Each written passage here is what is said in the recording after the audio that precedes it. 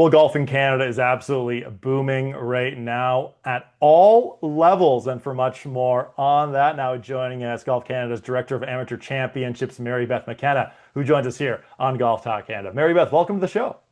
Yeah, thank you, Adam. Thanks for having me.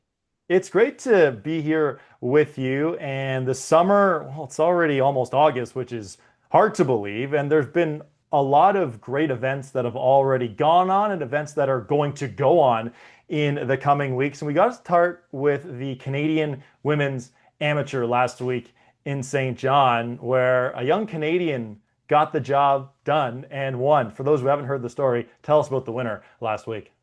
Yeah, absolutely. So our 111th Canadian Women's Amateur Championship, presented by BDO, was held at the Riverside Country Club in St. John, New Brunswick. Incredibly talented fields. We had 10 players in the top 100 on the World Amateur Golf ranking, over 40 in the top 500.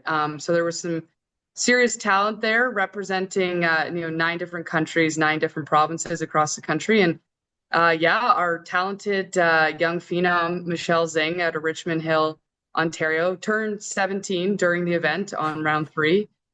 She got the job done. She capped it off with 2 under over the 72-hole stroke play and earned herself an exemption into the 2025 U.S.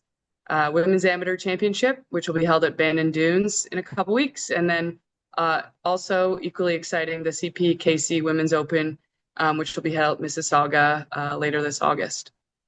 That's great. And we'll get into the future of golf in Canada a little later because it's looking pretty bright right now, which is awesome. And as we record here, the Canadian Men's Amateur is underway and it's in Ottawa, Royal Ottawa, correct?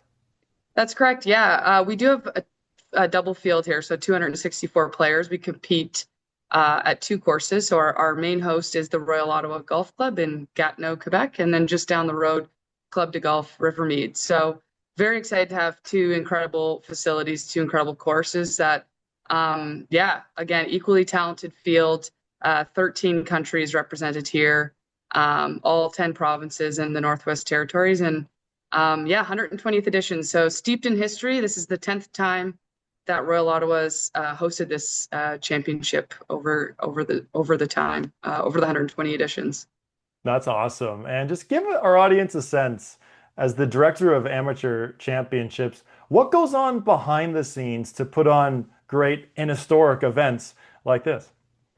Yeah, excellent question. I mean, I think it really starts with our memberships, making sure we're at top facilities that are excited and interested and excited to welcome our players to the championship.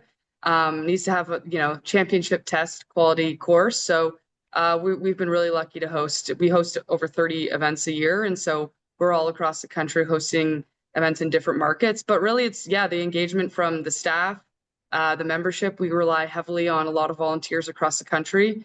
And then just, player recruitment. We want to make sure our top Canadians are playing against top international players. And, we've been able to see that, the better tests that they have, it helps in their development as a competitive golfer. So, yeah, we're just really fortunate for our member clubs. We couldn't do it without them. And then the countless volunteers across the country.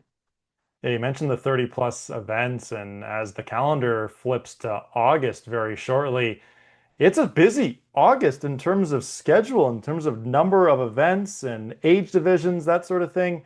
What are some of the major events on the amateur side going on in August?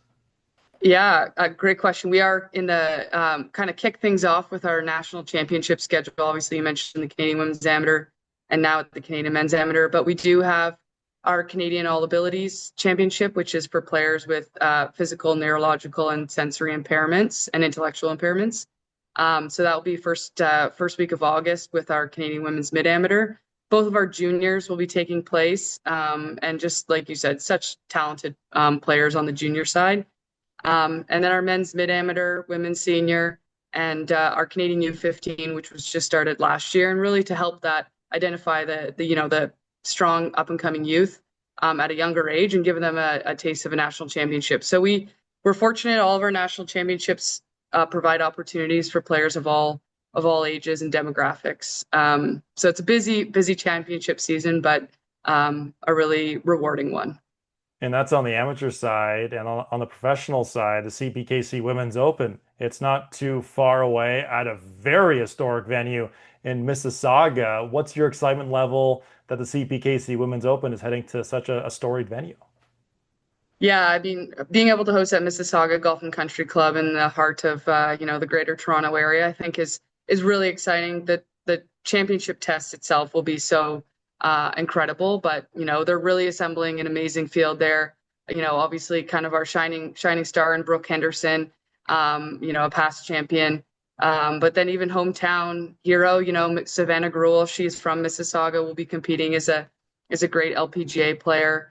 But lots of talent. We've got a lot of young Canadians that will be competing there, many through our She Plays Golf championship series. We're able to earn exemptions into the championship in that manner. But then, the international talent, obviously, highlighted by Nelly Corda and Gino Titicol. So, yeah, it's going to be great. I mean, they're just incredible players, and we're so fortunate to be at Mississauga Golf and Country Club.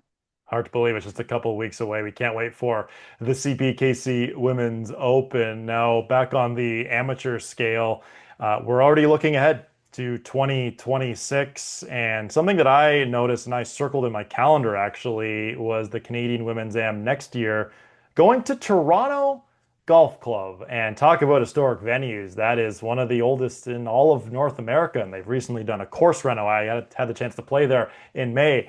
I was blown away by the golf course, and I've played it a couple of times. What should people expect when they step on the grounds and play Toronto Golf Club next year? Yeah, I mean, you highlighted it well. It's such a special place. The course is incredible. Even just down to their practice facilities are unbelievable, which is important to these players as well. So I think it's just the full experience. We're so fortunate that the Toronto Golf Club has stepped up and are willing to give back to the amateur game.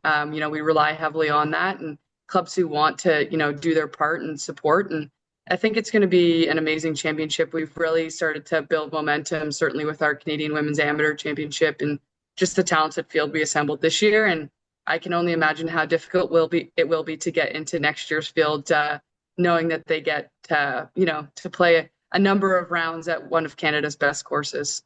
And as we wrap here, you mentioned the term momentum, and there is a ton of momentum for golf in Canada, whether it's a lot of these athletes we've just been speaking about, aspiring professionals, or it's weekend warriors who are just playing a lot of golf. Golf is booming in Canada at all levels, and you've got to be so happy to see some of the numbers of growth of golf in Canada. Yeah, I mean, we're so thrilled at Golf Canada. I think, in my area, competitive golf is up astronomically. We're seeing it from, the junior level all the way through.